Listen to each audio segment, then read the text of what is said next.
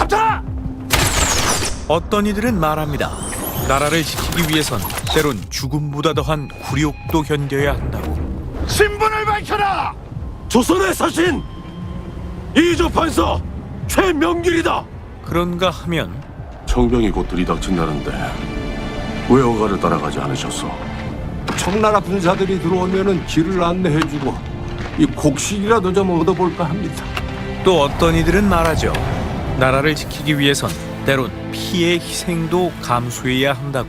디렉터스 컷 오늘의 영화 남한산성입니다. 서울을 버려야 서울로 돌아올 수 있다는 말은 그럴듯하게 들렸다. 김훈의 원작 소설 남한산성의 첫 문장은 이렇게 말이라는 키워드와 함께 시작하는데요.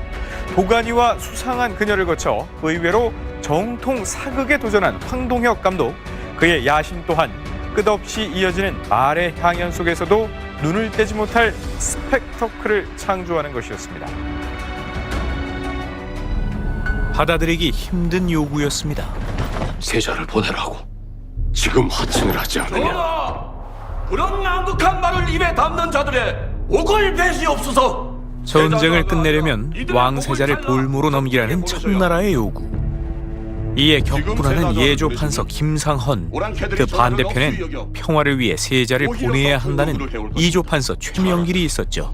알았으니 오늘은 그만들 물러가라. 궐을 버리고 피신한 혹한의 요새. 죽고 싶은 게냐? 분명 허락 없이는 성첩위에서 불을 피우지 말라 했다.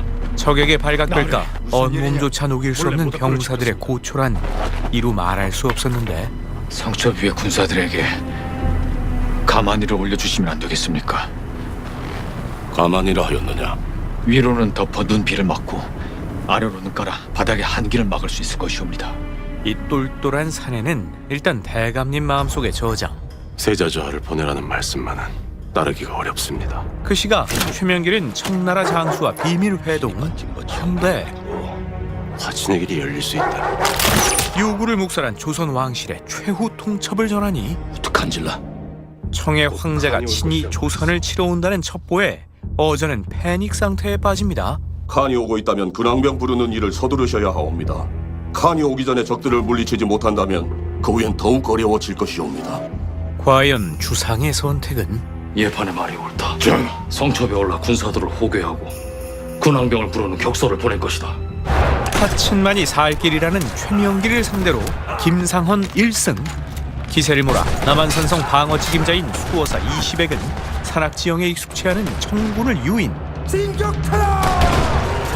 누구도 예상 못한 1승을 추가하는데,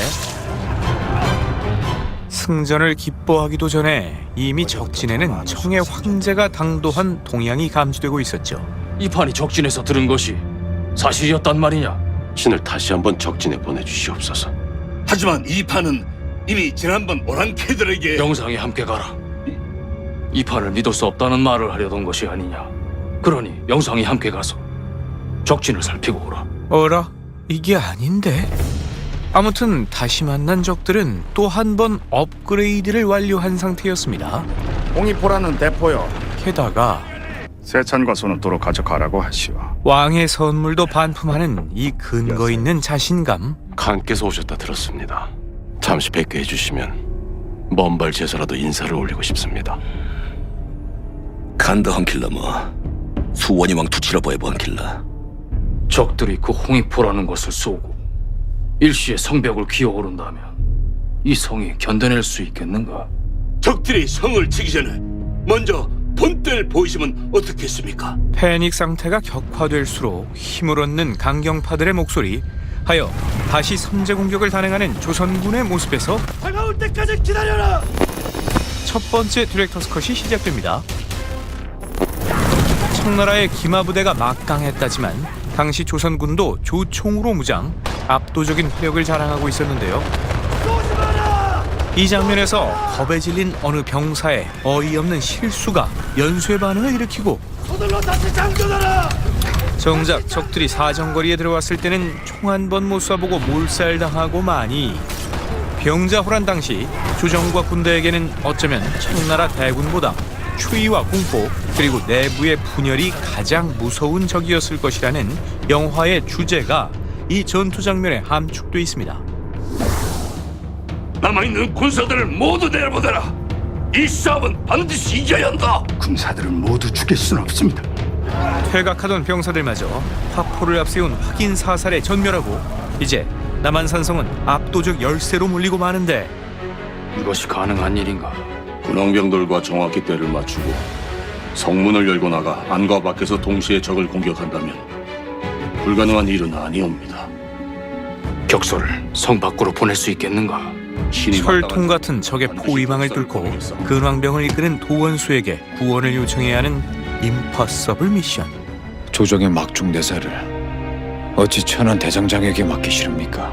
그 중책의 적임자로 택한 것은 마음속에 저장했던 병사.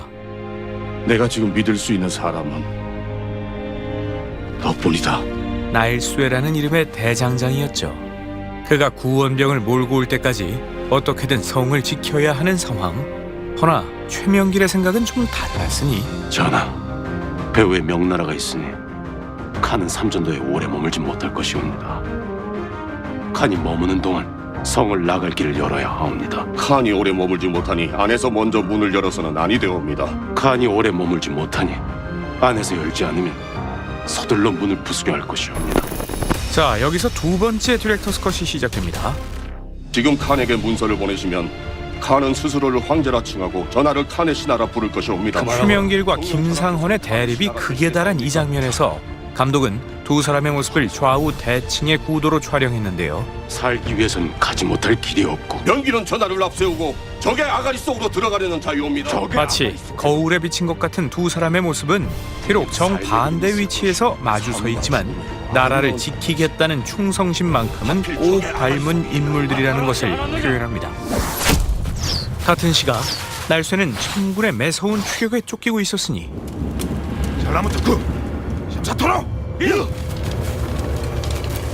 조선의 명운이 걸려있는 혁서마저 적의 수중에 떨어질 위기에 처하고 맙니다.